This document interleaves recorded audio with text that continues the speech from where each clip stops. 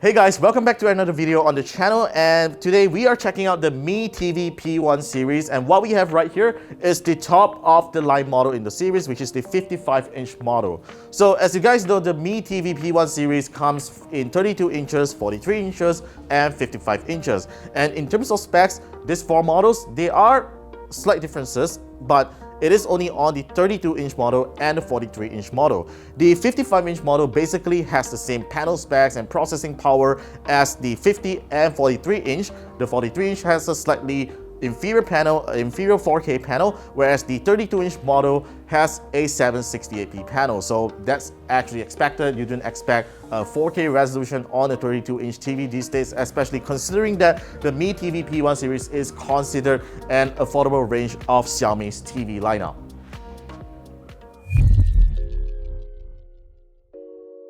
This video is brought to you by our e-store, Good Deals by KLGG. You can now pay for your favorite gadgets by 0% installment with your credit and debit card from 100 ringgit up to 6 months by checking out with IOU Pay. What's more, get 10 ringgit off and free nationwide delivery on your first purchase. Visit the link below to find out more. Alright, so let's get started and talk about whether the Mi TV P1 series is worth buying. Now, as you can see right here, this is a really nice design. On first impressions, you'll be impressed with how sleek the TV really is. This is the kind of design that you can get on other major TV brands out there. Usually they will come with pretty thick bezels and all this, and it doesn't look quite nice in your living room. But for this kind of design, it looks pretty much like a 3,000–4,000 ringgit TV out there, and it is very impressive on what Xiaomi has done over here. The only bezel that you will find is actually this bottom bezel, which I think is kind of okay. It looks pretty slick as well. It's not like extremely thick or whatsoever, but it's just nice. And there is a Mi branding right over here. Now, the one thing that I think Xiaomi could have done better would be the legs of the TV right here, because some other TV manufacturers, I don't want to mention who else, they have already started offering metal legs, and this is still a plastic leg, which kind of feels cheap, but we understand this is an affordable TV. We shouldn't be expecting that, but it would definitely add a little bit more premiumness, you know, if that is actually a word, to what it is trying to sell over here, because this is a slim bezel. So you know what, they would have done better if they included a better TV leg.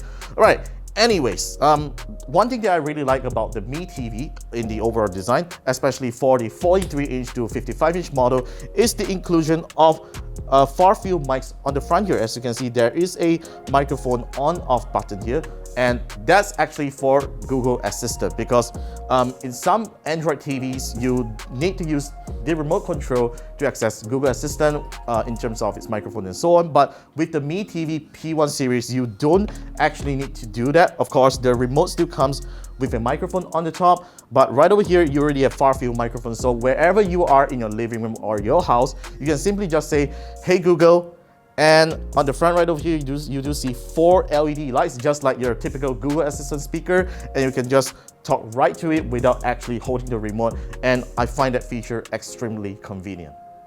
Let's talk a bit about the TV's remote control, because this is something that I really like it a lot, because it's not heavy, it doesn't have that glossy finish that will eventually collect scratches and dust.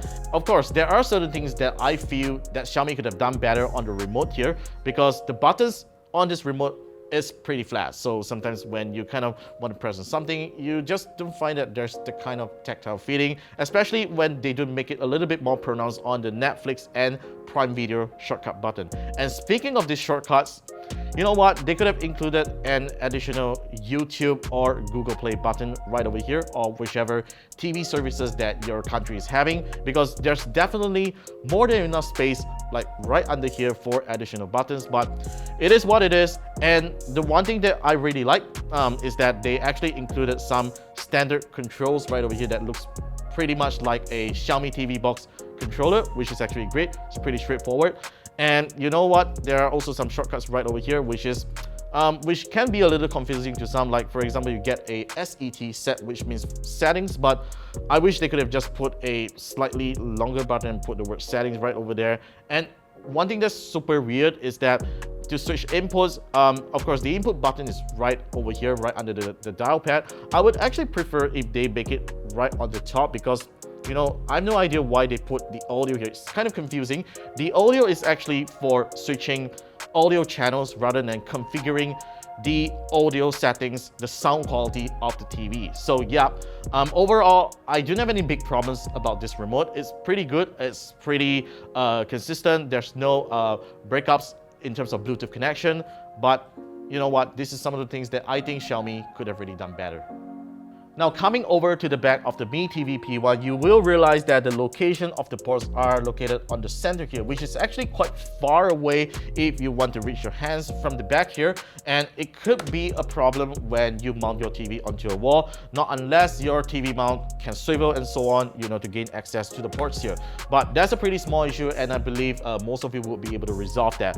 I would really prefer if it is like right over here, which is actually mounted right on the side, so I can just access it when I want to. But anyways, in terms of ports, the Mi TV P1 has a generous amount of them, which is one thing that I am so impressed. Alright, so it has 3 HDMI 2.0 ports, and one of them, the HDMI 2 port, supports HDMI 2.1. And I know what you're thinking, it can support 120 Hz, right? But no, the Mi TV P1's panel unfortunately maxes out at 60 Hz in 4K resolution, so don't expect that. It has HDMI 2.1 support, but what it means is that it can support the new eARC standard that's not available on HDMI 2.0. So if you have stereo systems or whatever that supports that, it is good that it supports the HDMI 2.1 standard.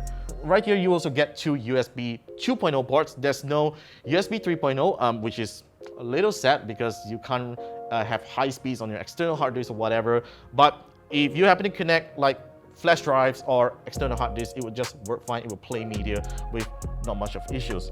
And one thing is that I really like the fact that they are kind of separated from each other, so it's like they are not against each other, so it makes it easier to arrange your cables. And surprisingly, you get a 3.5mm audio jack right here. Now this is rare on TV these days because most TVs will usually only have optical output, but I'm sure there are some people that uses a standard Bluetooth speaker or a boombox speaker that doesn't have optical output. So having a 3.5mm headphone output here is definitely useful.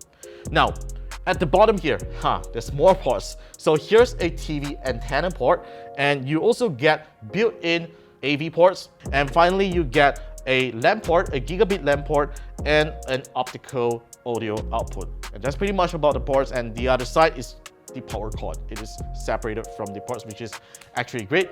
So yeah, the Mi TV P1 is pretty generous on ports, but I wish they could have offered more. Knowing Xiaomi has been a pretty generous company all this while, I wish they could have provided a USB 3.0 on the back here instead of 2.0, but it is what it is.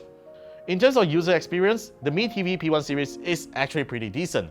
The 43-inch to 55-inch models uses the same quad-core SoC from MediaTek. It is a MT9611 quad-core SoC, and it is mated to 2 gigs of RAM and 16 gigabytes of storage. So in terms of performance, I would have to say it is actually quite decent for an affordable TV. You still realize that there's a little bit of delay and stutters as you press the remote, but I would say that's probably due to the delay of Bluetooth connection, so you shouldn't take it too seriously in that way.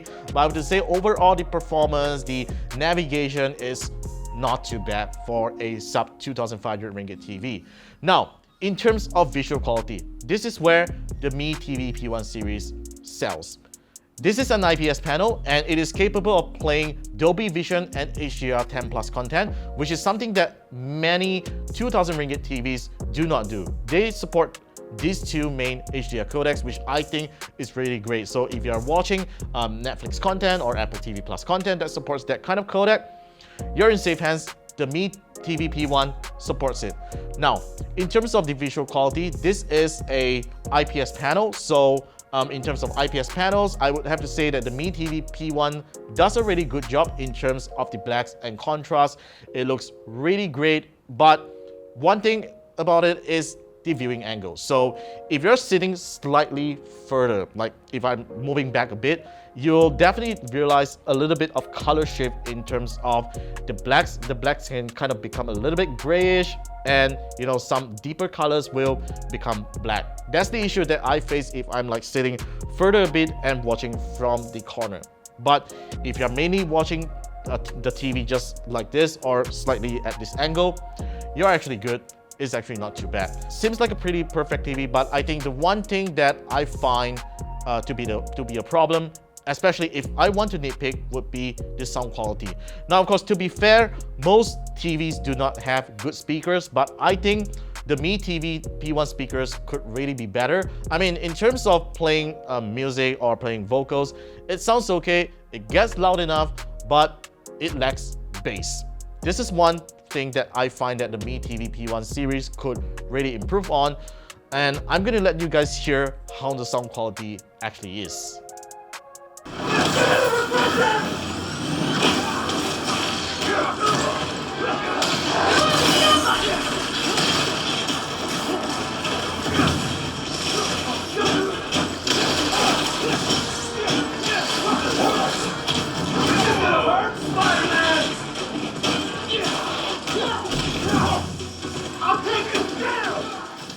Now that you have heard the sound quality of the Mi TV P1 speakers, let me know your thoughts in the comments below on what you think about it.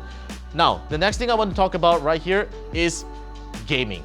Now, I think a lot of people out there who owns a PS5 or any other consoles would have thought that this is going to be a great TV for gaming because, let's face it, it's 55 inches, it's affordable, it has great visual quality, but there's one thing that the Mi TV P1 doesn't do well in gaming, and that is the input lag. You know, most TVs out there, I wouldn't say the affordable range, I would say some higher end TVs, they have a game mode which actually reduces the response time and input lag, but the Mi TV P1 doesn't have that mode, unfortunately, even though it has the MEMC, which is kind of like a motion smoothness thing that makes things really smooth out there.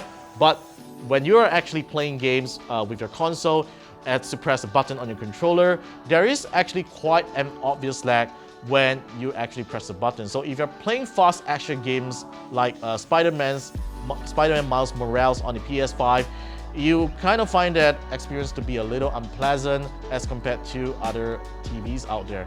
But you know what? This is a really affordable TV. I wouldn't actually expect it to have that kind of performance when it comes to gaming. So if you really want to consider getting this is something that you need to look out for.